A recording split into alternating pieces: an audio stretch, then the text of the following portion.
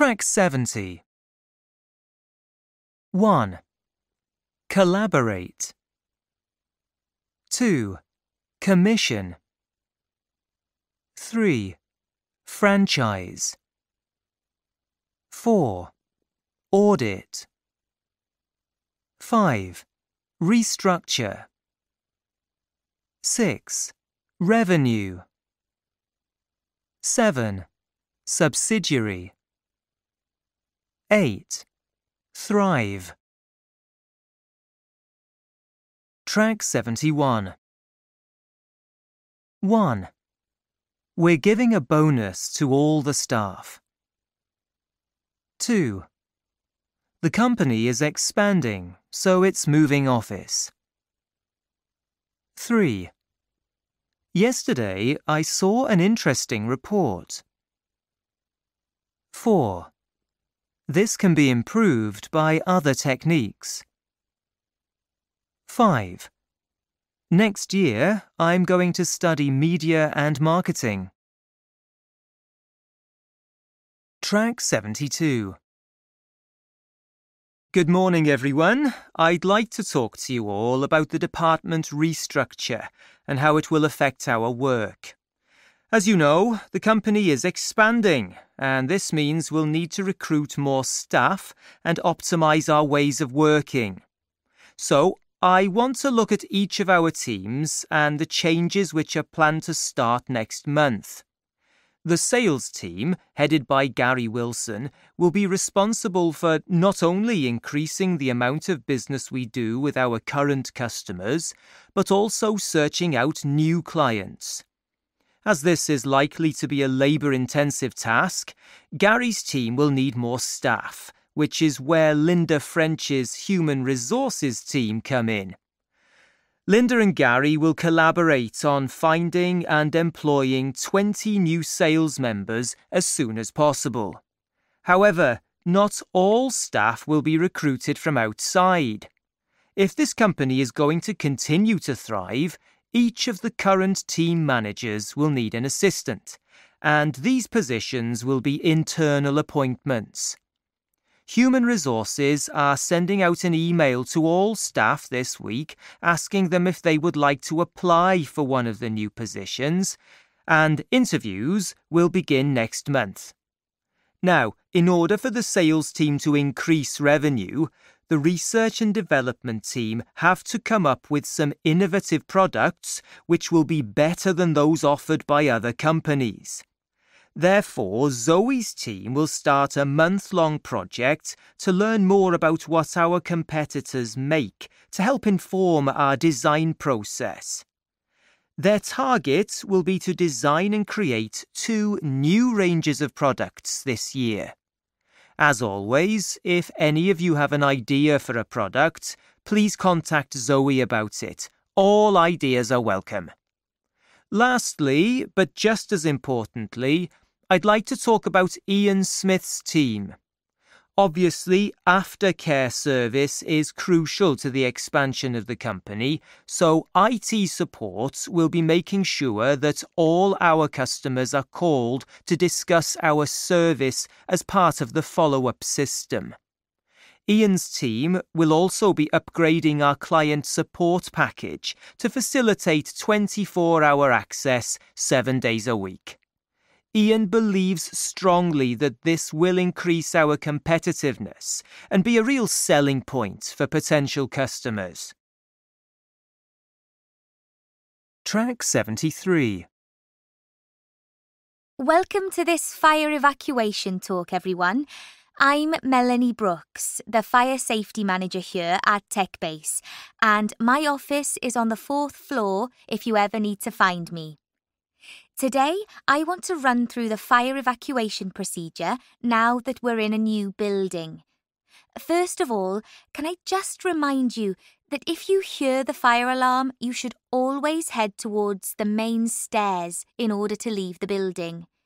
Please assume that the alarm is real, except if it sounds at 11 a.m. on a Tuesday. At this time, it's always a test, we hope.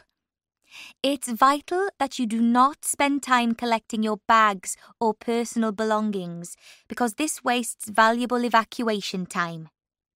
When you have left the building, please look for the fire marshals, who will be wearing fluorescent orange jackets. They'll show you where the waiting area is, but just so you know, it's the park at the rear of the office block. Your department has a fire safety officer. I believe it's Susan Jenkins, and it's her job to make sure that everyone who signed in has vacated the building. Susan will then tell the fire safety manager if there are any missing people. Can I also remind you that you mustn't enter the building again until the fire safety manager, in other words, me, tells you that the situation is no longer dangerous. Track 74. Right, team. This afternoon, I want to go over the new marketing and advertising strategy so that everyone is clear on the streams for each of our product ranges. Let's start with toys for children. Now, last year, most of the advertising was done through leaflets posted through people's letterboxes across the city. However, the products are now selling well nationally in department stores rather than just in our local shop here in Leeds, so we're going to expand the budget and use print media. By this, I mean the national newspapers, in order to maximise the exposure to these products. And despite the fact that our competitors advertise baby clothes on TV, we won't be using this method as our statistics show that it's just not cost-effective. People don't pay much attention to TV ads for baby clothes, but we believe a picture in the newspapers will be much more attractive to potential customers. We're going with this method. As far as clothing for expectant mothers is concerned, the campaign will move from newspapers to the internet due to the fact that we've seen an increase in internet shopping for clothes among women in general. And finally, baby food. Adverts for this are difficult to place, and we've previously tried ads in all three media. Anyway, although our analysis has shown that the internet is one possibility, we're going to continue using television. Many other types of food are also advertised on TV, and happy mothers and babies make a very strong image. Track 75. I'd like to start by welcoming everyone to our annual meeting and thanking you for all your hard work. It's been a great year for us in terms of expansion and optimising business opportunities, and I'm pleased to say that Benchmark Consulting is a thriving, successful company. I'd like to take this opportunity to give you an overview of where the company began and where we'll be going in the next 10 years. For those of you who've been with the company since the start, sorry if you already know all this, but we have so many new staff members that I thought it would be worth filling in some background information. Benchmark Consulting was set up in 2010 by James Cox, a local entrepreneur who opened the first office in Melbourne. His real achievement was to create a new consultancy system which enabled clients to see which of the key areas of their business needed strengthening. James was incredibly successful with his system and started the company off on a journey of expansion. He retired in 2016 and was succeeded by Fred Montgomery. Fred shared James's views on consulting and continued the expansion. He increased revenue to $5 million and opened a new office in Perth. Soon the Benchmark Consulting system had become just that, the benchmark for many other consulting firms, and Fred took the opportunity to sell Benchmark for $10 million in 2018. Our new owners are, as you know, TFB Group Limited, and their investment has allowed us to build our brand new headquarters here in Sydney. TFB Group have brought us more exposure at a national level, And our most recent success has been winning a contract with the Government of Australia, advising on management restructuring. Now, we ourselves have done a little reorganisation over the last year to maximise our productivity.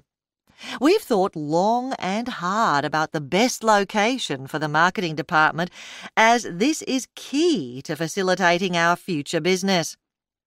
Although Perth has a large number of marketing companies, which enables us to learn from our competitors, it's Melbourne that's the gateway to international connections, and therefore we've decided to move all marketing operations there. In terms of professional development, we wanted to optimise the training programs available to our staff because training is vital if we want to remain competitive. As a result, staff training will no longer be here in Sydney, but instead will take place in the Perth office, where new facilities have been installed. Finally, we've looked at how to optimise our back office administrative functions. Currently, each office has its own admin department. However, this is proving to be less efficient than we would like. In order to resolve this situation, all these functions will now be centralised here in Sydney. So, what does all this mean for the future? Well, after 10 years, I've decided that Benchmark needs a new vision for the future. I think it's time for us to divide up parts of the business into smaller units. Therefore, over the next 5 years, I aim to set up 2 small subsidiary companies in order to focus on international expansion in Europe and Asia. There are many organisations in emerging markets which could benefit from our experience and skills, which leads me to the next point for future development, that of increasing our workforce. It's become clear that all our departments are understaffed, so we'll be taking on more employees over the next year. And the really good news is that to make us a desirable employer, all positions, current and future, will receive a salary increase of 10%. Lastly, I know that some people are worried about the financial aspects of having to move to another city as part of the restructure. So, Benchmark will be providing a relocation package to all employees thus affected. This is because we would like you all to remain with the company for the foreseeable future.